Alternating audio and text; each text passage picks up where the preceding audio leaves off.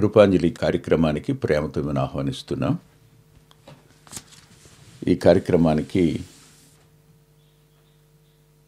అనేక మంది ఇష్టంతో చూసేవారు ఉండడం, దాన్ని బట్టి నేను దేవునికి ధన్యవాదాలు తెలియజేస్తున్నాను. ఆసక్తితో ఎదురుచూసే మీ అందరికీ నా హృదయపూర్వకమైన వందనాలు. మిమ్మల్ని మీ కుటుంబాలను దేవుడు జ్ఞాపకం చేసుకున్నగాక. ప్రతి పరిస్థితిలోనూ చాలినంతటి కృపని అనుగ్రహించేవారు ఆయన. గత కొద్ది కాలంగా మనం యోసేపు గారి జీవితాన్ని అధ్యయనం చేస్తున్నాం. ఆ క్రమంలో నేను జి రాజారావు గారు రాసిన ప్రథమ జ్యోతి అనే పుస్తకాన్ని గురించి ప్రస్తావన చేస్తూ, మీకు వారు రాసిన 94 పుస్తకాలు సెట్ కావాలి అనుకుంటే మీరు ఆనంద్ గారిని సంప్రదించవచ్చు అని చెప్పాను. సంప్రదించి చాలామంది ఆ పుస్తకాలు తీసుకున్నారు. దానికి రెస్పాండ్ అయిన ప్రతి ఒక్కరికి హృదయపూర్వకమైనటువంటి కృతజ్ఞతలు తెలియజేస్తున్నాను. తిరిగి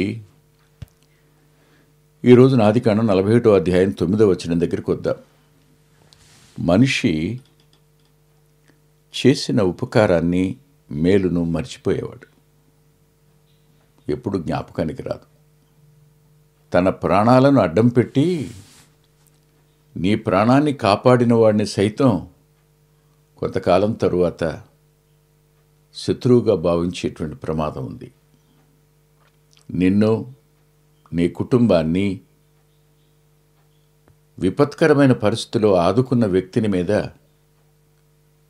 నీవు నిందలు వేసే అవకాశం కూడా ఉంది. ఇది దేవుని యొక్క నైజం కాదు, ఇది అపవాది యొక్క నైజం. అది మానవంలోనికి ఇంజెక్ట్ చేయబడింది. ఇప్పుడు అది మానవ స్వభావం అయింది. ఏదైనాలో మొట్టమొదట చేయబడిన మానవుని స్వభావం అది కాదు.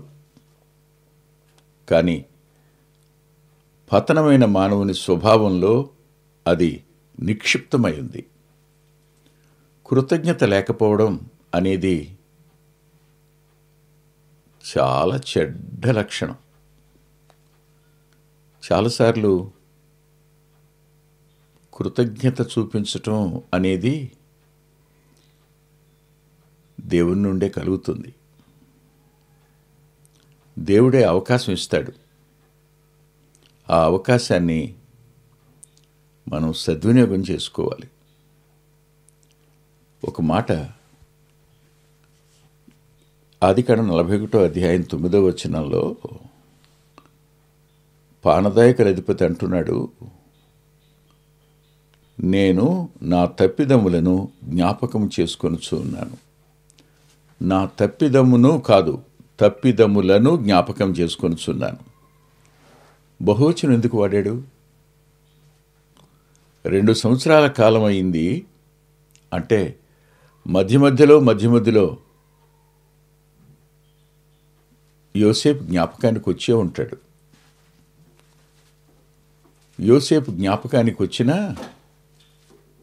పానదాయకుల అధిపతి ఫరోకు చెప్పడానికి అవకాశం దొరకలేదో, తాత్సారం చేశాడో, సందర్భం కోసం ఎదురు చూశాడో, మరలా పనుల్లో పడి మర్చిపోయాడో తెలీదు. అందుకనే తప్పిదములు అనే పదాన్ని వాడాడు. ఆలోచించండి. ఒకసారి మనం హెబ్రీ పత్రిక దగ్గరికి వద్దాం. హెబ్రీ పత్రిక 6వ అధ్యాయం చాలా పరిచయం ఉన్నటువంటి వచనమే ఇది. 6వ అధ్యాయం 10వ వచనంలో, మీరు చేసిన కార్యమును, మీరు పరిశుద్ధులకు ఉపచారము చేసి ఇంకనూ ఉపచారము చేయుచున్నటి చేత తన నామమును బట్టి చూపిన ప్రేమను మర్చుటకు దేవుడు అన్యాయస్తుడు కాడు. ఉపకారాన్ని, ప్రేమను చూపిన వ్యక్తులకు ప్రత్యుపకారం చేయడం అనేది దేవుని యొక్క గుణలక్షణం. ఆయన అన్యాయస్తుడు కాడు. ఆలోచించండి ఒకసారి. మనం అన్యాయస్తులు, ఉపకారాన్ని చూపేవాళ్ళం కాదు. చూపిన ప్రేమను మర్చిపోయేవాళ్ళం. చెరసాలకు వెళ్ళాక అక్కడ నీతో మాట్లాడిన వ్యక్తి ఇప్పుడు గుర్తున్నాడా? నువ్వు ఇప్పుడు గొప్ప అధికారంలో ఉన్నావు, కానీ ఒకప్పుడు జైల్లోనే కదా ఉన్నావు, గుర్తున్నాడా అని అతను ఎవరు ప్రశ్నిస్తారు? ఆ రోజున నీతో మాట్లాడిన ఆ వ్యక్తి జ్ఞాపకం ఉన్నాడా? నీకు ఉపచర్య చేసిన వ్యక్తి గుర్తున్నాడా అని ఎవరు ప్రశ్నిస్తారు? కృతజ్ఞత గల మనస్సాక్షి మాత్రమే అలా ప్రశ్నించగలుగుతుంది. దేవుని యొక్క గుణలక్షణాల్లో ఆయన జ్ఞాపకం చేసుకోవడం అనేది అత్యున్నతమైన కార్యం. ఎందుకంటున్నానంటే ఆయన దీనులను జ్ఞాపకం చేసుకుంటాడు. అంత మాత్రమే కాదు సుమా, వారు చేసిన ప్రార్థనలను జ్ఞాపకం చేసుకుంటాడు. మానవ అవసరత వద్ద దేవుని యొక్క ప్రణాళిక సరైన కాలంలో జ్ఞాపకం చేసుకోవడం అనేది దేవుని లక్షణం. అంత మాత్రమే కాదు, కానీ మానవుడు దేవుని అవసరతను గుర్తించి తన అవసరతను దేవుని అవసరతను ముడిపెట్టిన సందర్భాన్ని కూడా దేవుడు జ్ఞాపకం చేసుకుంటాడు. దానికి అన్న ఉదాహరణ. ఆలోచించండి ఒకసారి. ఆయన శారాను జ్ఞాపకం చేసుకునేను, ఆయన రాహేలును జ్ఞాపకం చేసుకునేను. ఇలా ఆయన జ్ఞాపకం చేసుకోవడం అనే పదాలు లేఖనంలో పదే పదే కనిపిస్తుంటాయి. కానీ మనమైతే జ్ఞాపకం చేసుకో. ఒకసారి ఆలోచించండి, నిన్నెవరు పట్టించుకున్నారు? నీకెవరు సాయం చేశారు? నీకెవరు ప్రేమ చూపించారు? నీవు నీ స్వార్థంలో ఉన్నా, నీ పరిస్థితులు ప్రతికూలంగా ఉన్నా, నీ ఇంటి పరిస్థితి యావత్తూ నీకు విరోధమైనా స్నేహం చూపించిన ప్రేమను మనిషి మర్చిపోతాడు కదూ.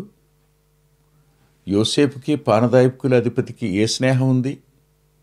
కానీ యోసేపుకు ఆ చెరసాల అధిపతి ఇచ్చిన అవకాశాన్ని బట్టి ఆ పానదాయకుల అధిపతికి పరిచర్య చేశాడు, వారిని పట్టించుకున్నాడు, వారితో మాట్లాడాడు, వారిని ఆదరించను కూడా ఆదరించాడు.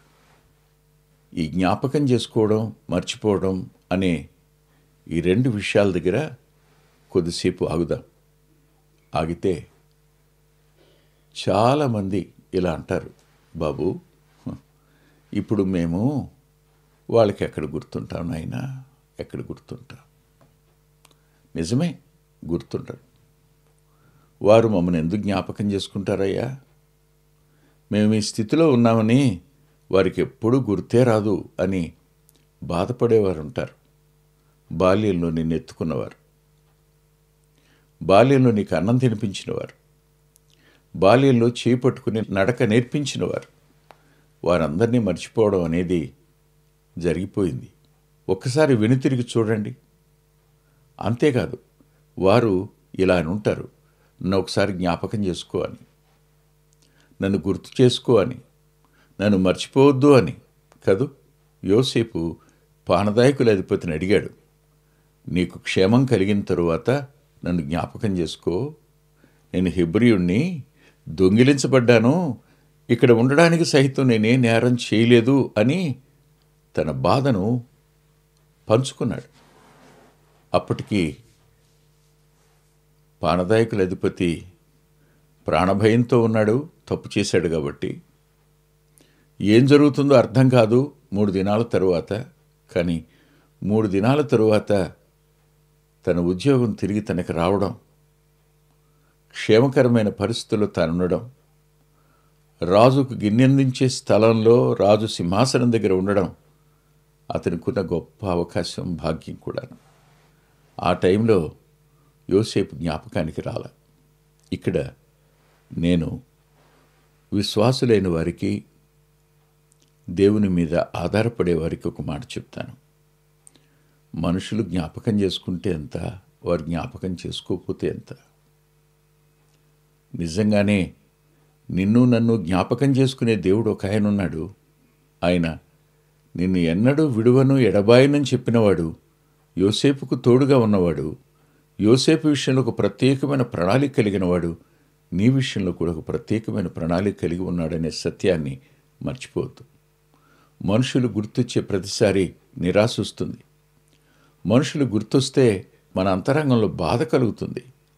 మనుషులకు మనం చేసిన ఉపకారాన్ని బట్టి మన అంతరంగం వారి మీద ఆయాసపడుతుంది కూడాను.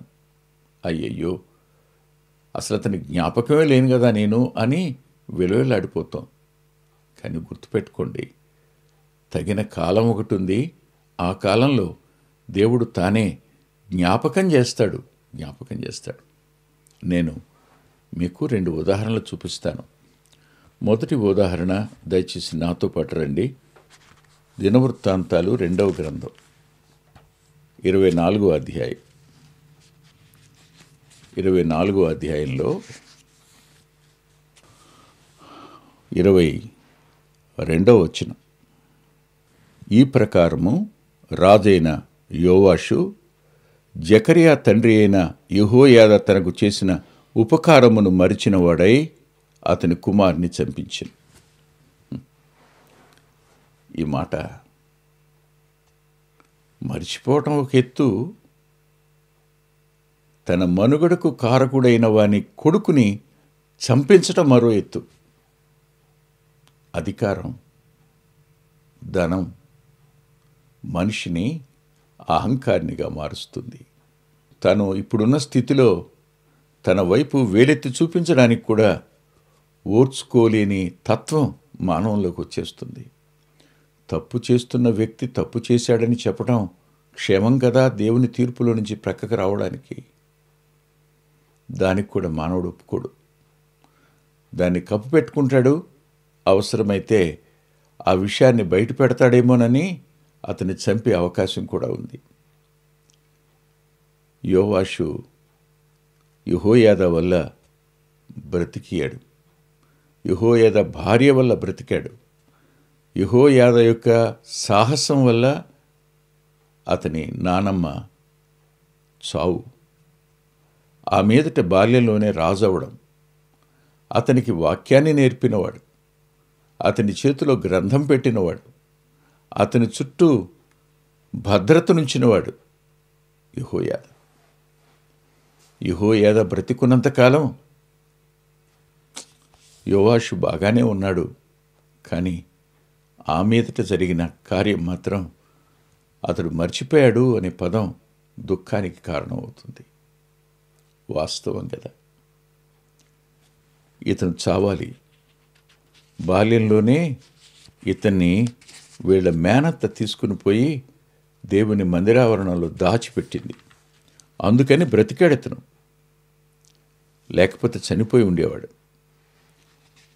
దాచిపెట్టిన ఆమెను కానీ పెంచి పెద్ద చేసి బయటికి తెలియకుండా రాజు యొక్క వంశాంకుర శేషం మిగిలి ఉన్నదన్న సత్యం ప్రజలకు పరిపాలిస్తున్నటువంటి క్రూరాలైనటువంటి వాళ్ళ నానమ్మకు తెలియనివ్వకుండా జాగ్రత్త పడి పెంచిన ఈ కుటుంబానికి అతడు రుణస్థుడు.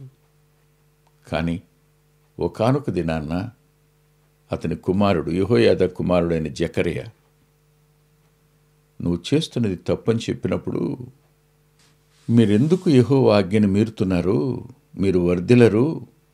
మీరు యెహోవాని విసర్జింతురు గనుక ఆయన మిమ్మల్ని విసర్జించి ఉన్నాడని దేవుడు సెలవిచ్చుచున్నాడని అంటే, వారి మీద కుట్ర చేసి రాజును మాటను బట్టి యెహోవా మందిరావరణంలో రాళ్ళు రువ్వి అతని సావగొట్టిరి.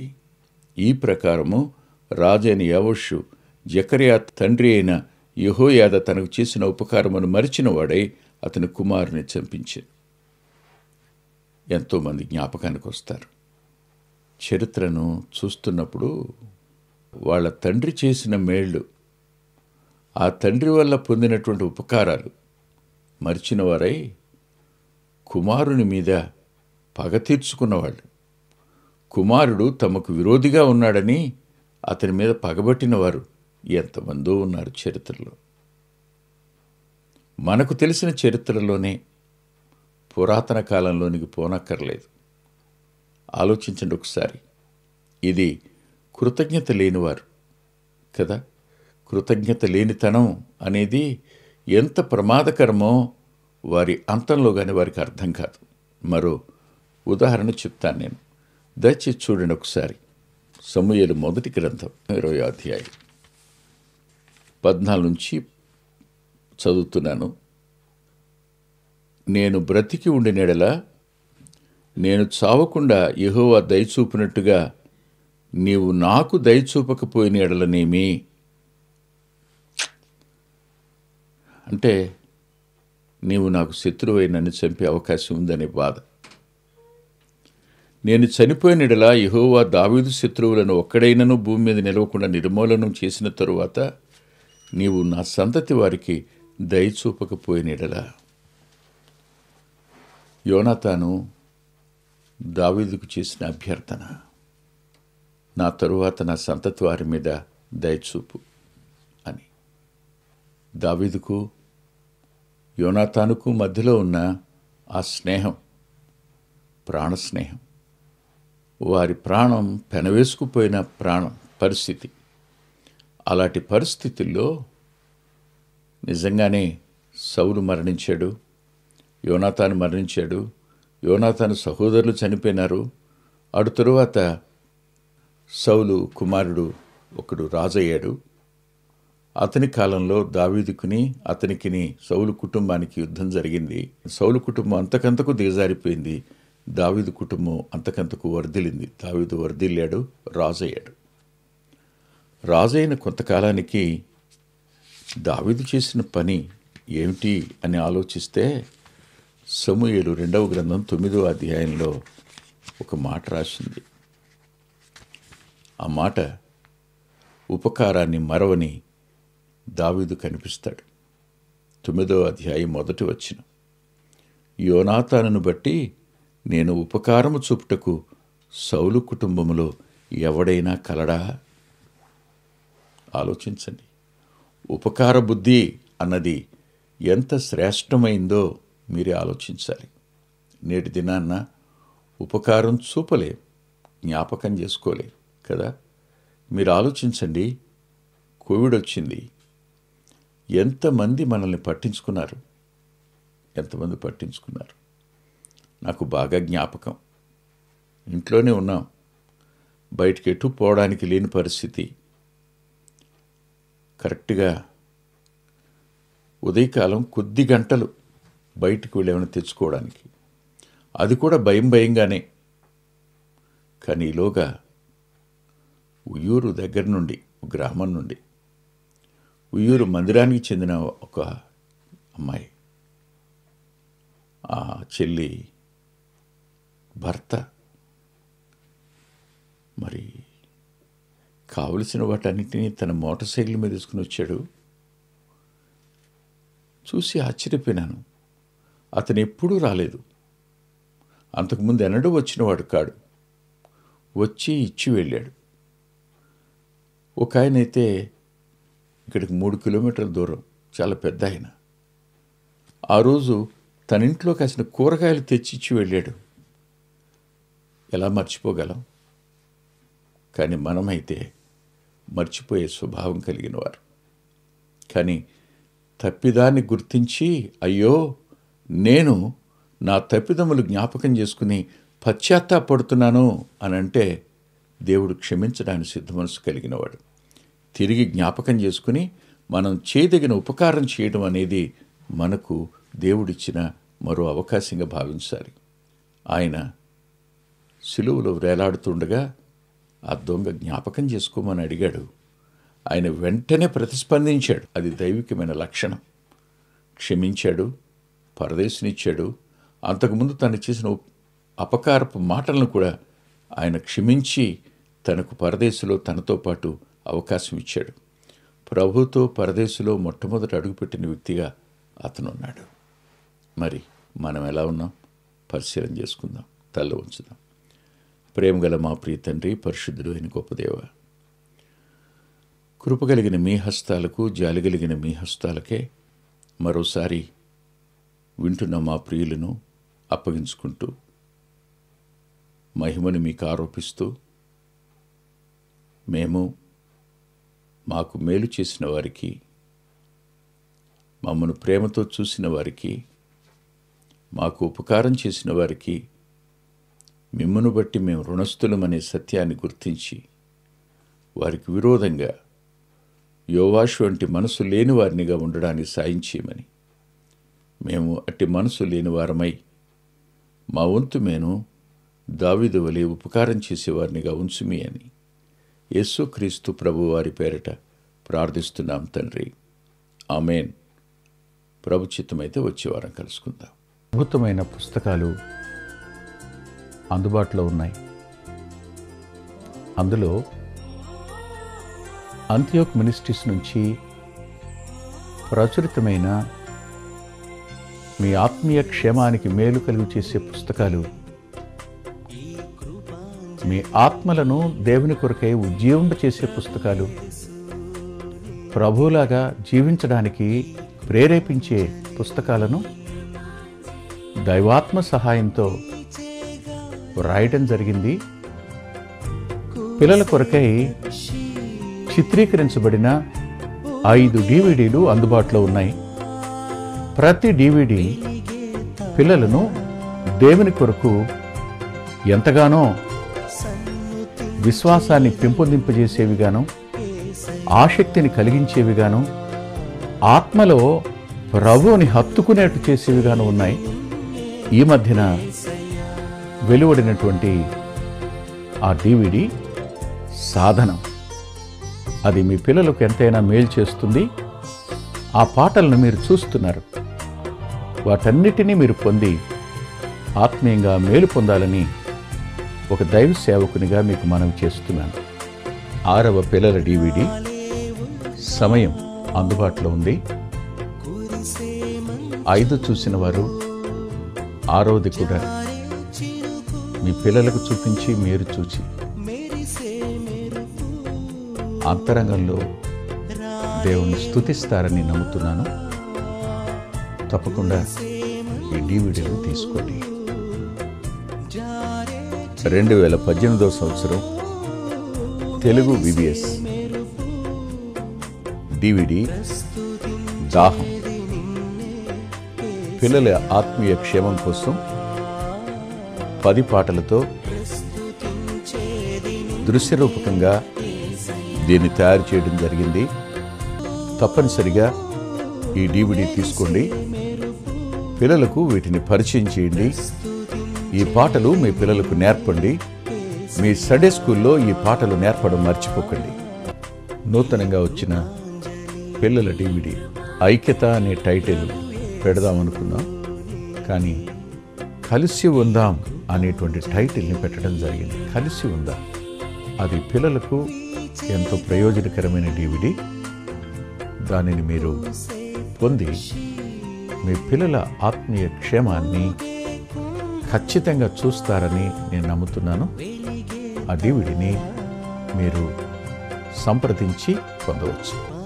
సాధు సాల్మన్ గారి జీవితం, ఆయన గోదావరి నది దగ్గర ఒక ఆశ్రమాన్ని స్థాపించి అనేక మందిని ప్రభువులోకి నడిపినవారు, అనేక మంది జీవితాలను ఆయన ప్రోత్సహించినవారు. ఎంతో ప్రోత్సాహకరమైన ఈ జీవితాన్ని చదివి మీరు తప్పకుండా ఆత్మీయమైన మేలు పొందుతారు. ఎంతో దిద్దుబాటు ఈ పుస్తకం మూలకంగా జరుగుతుంది. తప్పకుండా చదవండి. గత 30 సంవత్సరాలుగా, ఇది 31వ సంవత్సరం, క్రీస్తు సువార్త పత్రిక అనేక మంది ఆత్మీయ ఆకలిని తీరుస్తున్నటువంటి మాసపత్రిక. ఈ పత్రికను మీరు పొంది మీ ఆత్మీయ జీవితాలకు మేలు కలుగు చేసుకుంటారని హృదయపూర్వకంగా మీకు సిఫార్సు చేస్తున్నాను. గత 2 సంవత్సరాలుగా పిల్లల ఆత్మీయ క్షేమం కోసం సచిత్ర ద్విమాస పత్రిక నెలవంక వెలువడుతోంది. అనేక మంది పిల్లలు ఆత్మీయంగా మేము మేలు పొందామని వారి ఉత్తరాల ద్వారాను వ్యక్తిగతంగా కలుసుకున్నప్పుడు సాక్ష్యం చెబుతున్నారు. మీరు కూడా మీ పిల్లల కోసం నెలవంక పత్రికను మీరు పొందొచ్చు. అందుకొరకై ఈ క్రింద ఇవ్వబడినటువంటి ఫోన్ నెంబర్ని మీరు సంప్రదించండి. ప్రభు యేసు నీకే ఈ కృపాంజలి, ప్రభు యేసు నీకే ఈ కృపాంజలి. వీచే గాలి, కూసే పక్షి, ఊగే కుంభ,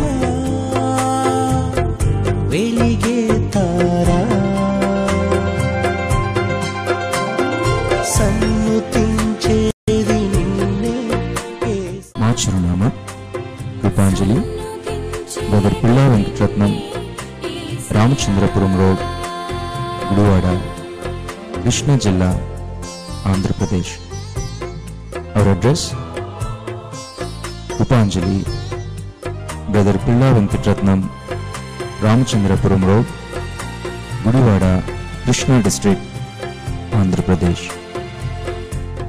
ఫోన్ నంబర్ 9490504299 9490504299. రాలేవుగా కురిసే